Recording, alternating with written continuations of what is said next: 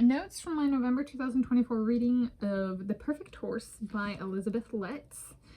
Today is Wednesday, 13 November 2024. I'm Tanis Coralee Leonhardi, she, her, hers of Seattle, and these are my book and reading notes from my November 2024 reading of a book about a group of Lipizzaners, stallions with white hair/fur. Yes, there are horses with white fur. So a group of Lipizzaners, stallions with white hair/fur, in Europe during World War II. So it's The Perfect Horse, The Daring Rescue of Horses Kidnapped During World War II by Elizabeth Letts. 2016 was it? It was initially / originally published in 2016, and this is a 2019 Delacorte Press edition hardcover. With the ISBN in the video description. I started the book on Monday, 11 November 2024, and finished the book on Wednesday, 13 November 2024, same day I'm filming this. It was 253 pages. It took me 3 days. I read 100 pages Monday, 65 pages Tuesday, and 88 pages Wednesday. It was a public library copy in the nonfiction section, and I chose a few war books, or books about military/war, and my selection criteria is books that I might make it through, because I have not done that kind of a let me just sweep the wars section, and so as a basic, can I actually finish a book? So this is one of, I've already done Hiroshima by John Hershey, so this is the second of the 3. I might interrupt the 3 with a Alicia Keys autobiography that I've read before, but I haven't done book/reading notes video like when I finished it. It was a delayed video. So anyway, point being, this is one of the ones that initial picking of 3. This is 2 of 3 done now. Book notes, including construction and design. The Lipizzaner horses that she talks about have white fur/hair, so the cover is a bit dishonest. While the graphic might clearly communicate World War, or a war or something, or stereotypes about World War II, the color is wrong, so it does come across as a bit dishonest. The interior design is name of, for like the pages, the formatting, the name, The Perfect Horse, on even, with the even page number on the top, and then the name of the chapter, so not the number, but the name with the odd page numbers. And it's numbers and then name for the chapters, and it has the location and date at the top of the chapters, which is fairly common formatting for some nonfiction books. Again, this was initially published 2016, and this is a 2019 edition. It was tweaked and adjusted for younger peoples, but it's still the same book. Kind of thing. So initially 2016, and then there's a section here with pictures. Okay. Reading notes. So it's about this group of horses that gets merged together for horses from Austria, Italy, and Yugoslavia, the Lipizzaners, and then they kind of move around Europe during World War II trying to keep the horses alive, and different people played different roles in doing that. But evading militaries on both sides, both the Nazi military and then the Allies, so the people who had enough forces that they could fight against Germany and Italy, the Nazis, such as Great Britain, Russia, and the United States of America had militaries because they were trying to prevent the further expansion of Germany. So all of the militaries get mentioned in here. And so it's about the horses making it through. And one thing I am going to bring up is the author claims eugenics, so genetic manipulation of living organisms, ended with World War II. In reality, it is alive and well in a multi-billion-dollar research area, especially in the United States of America. One fad term used for eugenics these days is gene editing. Another basic of research is sequencing the human genome. Okay, so she says, no, and it was made up in the first place. It wasn't even real. I'm like, somebody needs to brush up on their biology literature. I wasn't even in that research area, but when I was at the University of California, Berkeley, there was a whole research group in my department working on that stuff. At least one. So, And they were in that particular topic has won awards and stuff.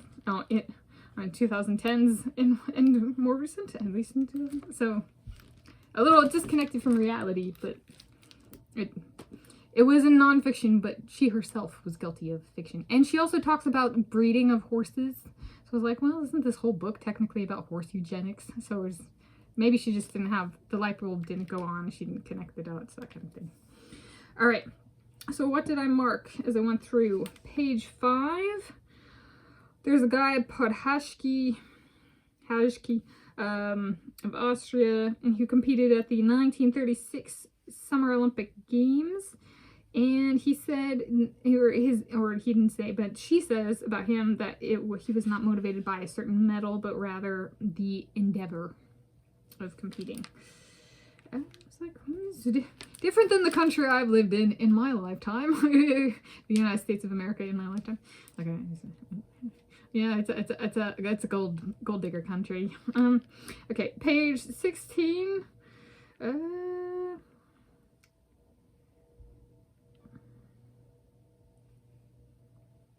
I don't remember.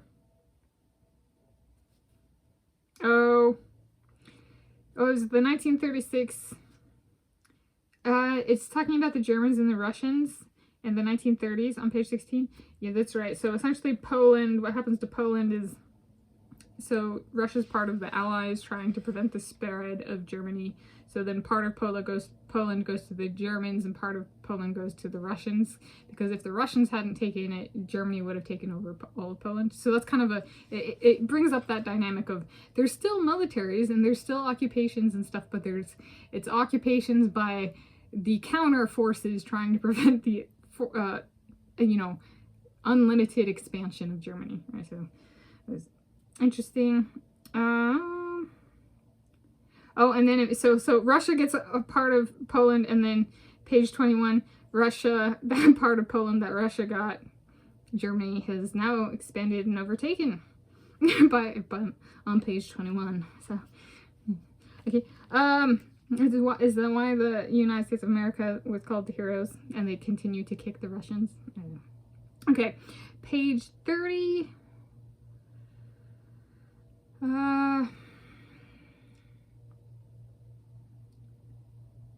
Concern over the Lipizzaners breed and where they're gonna go is kind of where that's at in the story, in terms of like, so they're displaced because of the fighting, so the horses have to move because of the military is moving. So where do they go, right? Once invaded, right, or there's military entering the area, you don't want them to be shot, right, or eaten, or whatever might happen to them. Or used, but it was a technologically more advanced war than World War I, so they're not going to be used, right? So page 35. Okay, because this book borders on, in the United States of America, the Army used to breed horses for battle. So this is like the transition to not using horses in battle. Maybe we'll bring them back in battle. Page 35. It claims that individuals do not adapt, and the only way to change who one is or characteristics, only modern science says individual cannot adapt and change who they are. It must occur over thousands of years and multiple generations. That's her claim. 34 and 35, page 34 and 35. All right. Page 43. The guy, Podhashki, with the horses is concerned about if it's going to be the Russians invading or the Americans or the British. And if it's the Americans or the British, they're just going to bomb everything. And so then the horses won't survive. So maybe the Russians are actually a desirable alternative. All right, page 62. But end of 1943, Americans had 9.1 million people enlisted in the armed services for World War II. So, all right. Page 68, there's a person who thinks that the best way to train for combat with horses is to play polo, the sport of polo. Page 90, meteorological group is the term used for spies in World War II. I was like, I was reading that and I was like, is that what the Pink Panther is about? You know, the Inspector Clouseau asking about the weather. Because that stemmed from World War II stuff. Page 104, plenipotentiary. For there to be surrender in a military context, plenipotentiary. You have to be at that rank. You can't, if a soldier says I surrender, like we surrender, it doesn't count. You have to have a plenipotentiary, somebody with enough of the appropriate authority. Page 131. Civilian clothes. Yes, they hid as civilians. Okay. Page 134 would be different in a total war where the civilians are attacked too. Page 134. They say that the author says Pudhashki has long legs and was in this cot, and I was like, but he was a jockey. It's like, that's not the right, okay, I'm just gonna leave it at that. Okay, it's not a basketball player, honey. Okay, it's kind of came across as a little bit of offensive. I hope I'm not being offensive.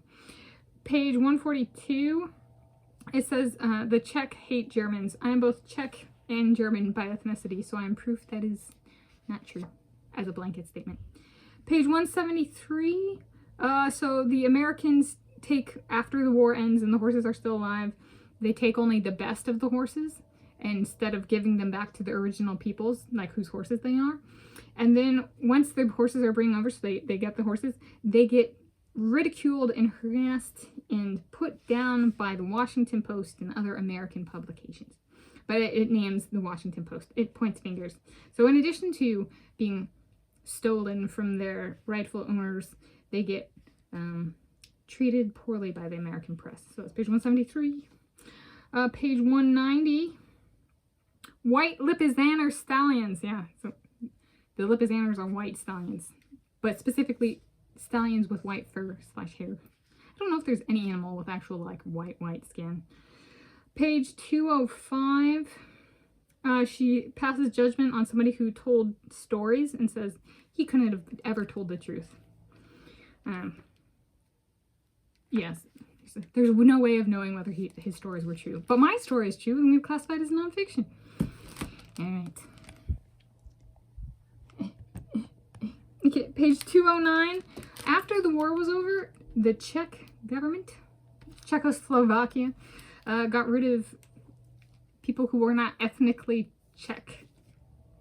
They were like, you're out of here. Right, that was World War II was a original people's battle where there was extermination both during the war and after the war. Extermination and expulsion out of people who were not ethnically of the land. It's like, that's actually, we need that in the United States of America. Right? It's even worse now over here than it was during World War II. So there we go. All right. Conclusion, marked full book number 61 for me for the 2024 year. I'll give it 2 out of 5 stars. A little bit of dishonesty in this book cover, and it was actually a little bit of a blasé read. Okay. So there we go. Notes from my November 2024 reading of The Perfect Horse by Elizabeth Letts.